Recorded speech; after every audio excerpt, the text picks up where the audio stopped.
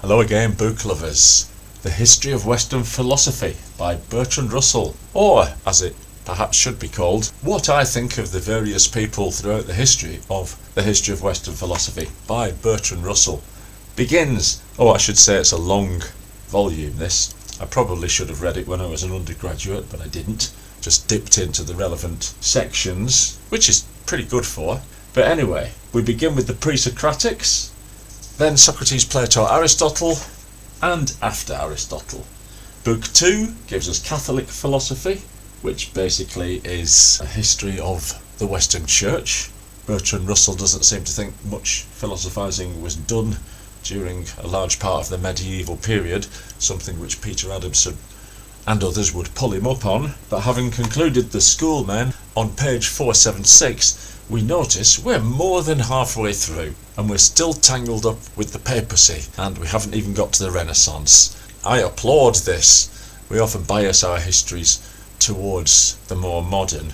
That said, right at the end, we have a peculiar selection of philosophers, to wit, Schopenhauer, Nietzsche, that seems pretty understandable, utilitarians. Then we get Karl Marx, Henry Bergson, William James, and John Dewey, who at the midpoint of the 20th century, when this book was written, were probably brighter shining lights than they are now, let's put it that way.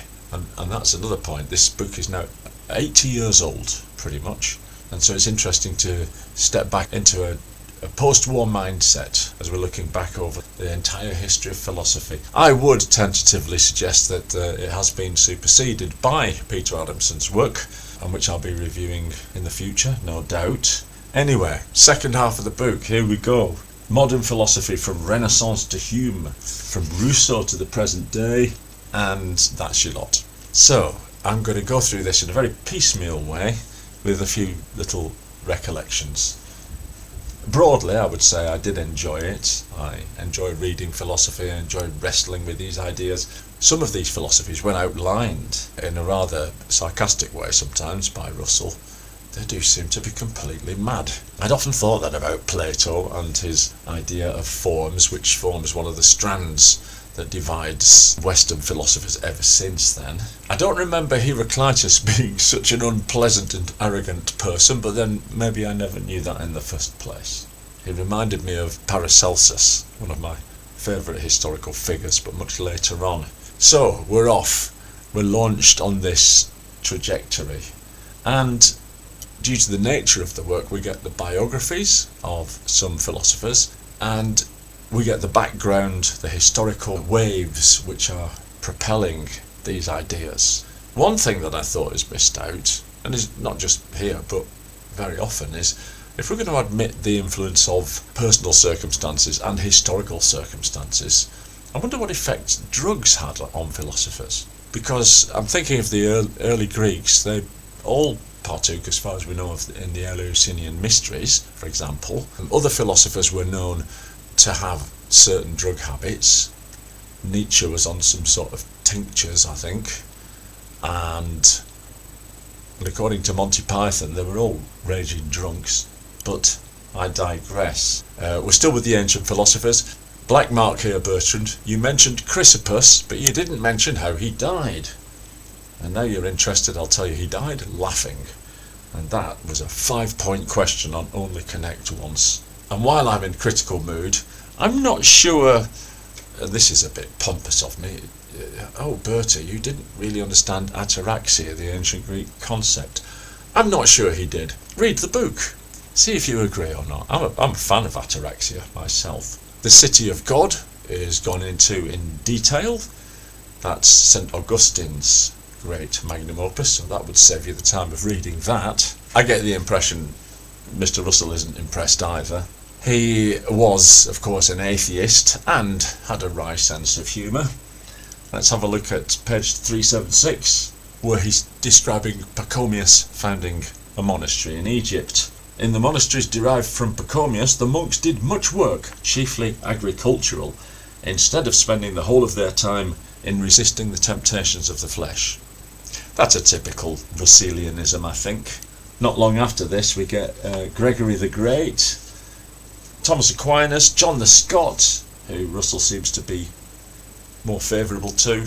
And I learned that the Monophysites and the Nestorians in Egypt and Syria, respectively, preferred sticking it out there and paying tax to the Muslims to being subservient to Rome.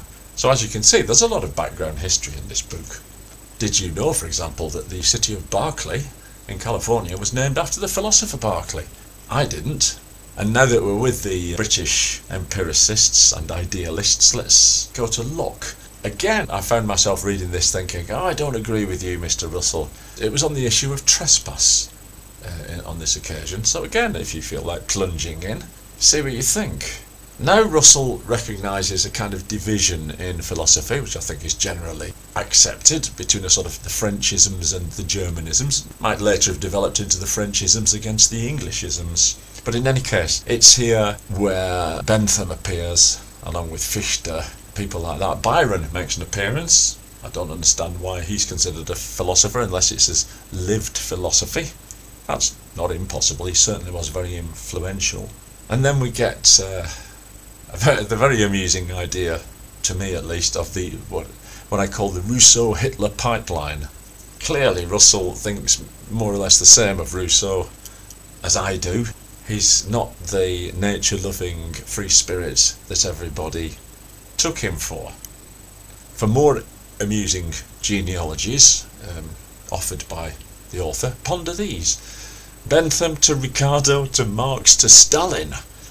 While on the other hand, you got Fichte to Byron to Carlyle to Nietzsche to Hitler. Food for thought.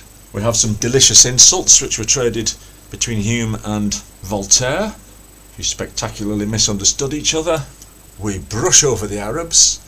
That's a bit unfair really, as certain early thinkers of the Arab regions are discussed, although Russell proposes that Kindi is the only actual Arab philosopher of any note. Let's have another little example of Mr. Russell's wry sarcasm.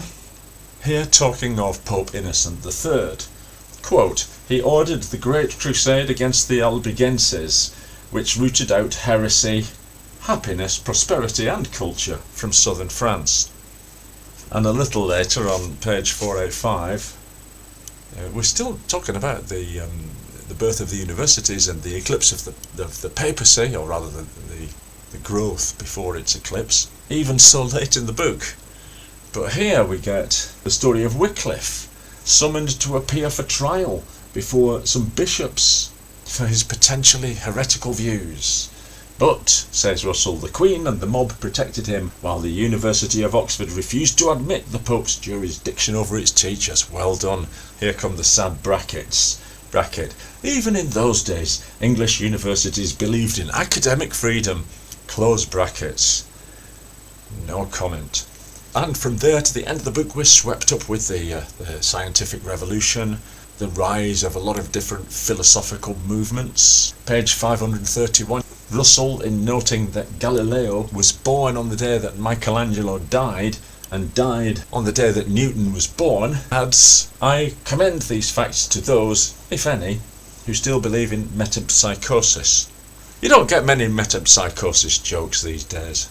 And while we're in the mood for a little philosophical levity, while we get stuck into the impenetrable Leibniz, our author says, there is a general belief, brackets, which I have never understood, close brackets, that it is better to exist than not to exist.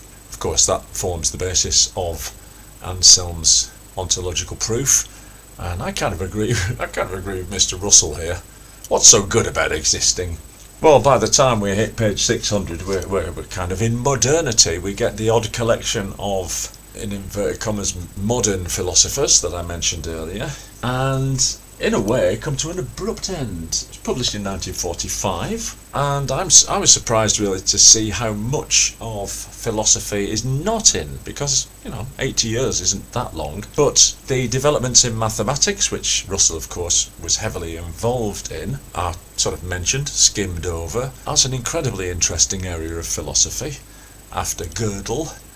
And anyone who's interested in that will know what I'm talking about. This isn't just maths, this opens up whole new ideas and problems. The trolley problem is not mentioned because it hadn't been invented then. This is the one where you have to decide whether you're going to stop a train hurtling down one track to kill a certain group of people, or by throwing a switch get it diverted to another track, killing another certain group of people with different characteristics, or maybe a different number of people. This is a massive part of modern philosophy, as is game theory, which doesn't enter into Western philosophy in Russell's time. Again, something which throws up huge philosophical implications. We're now looking at things like artificial intelligence, and ethics, I suspect, will always be a philosophical bone to chew on.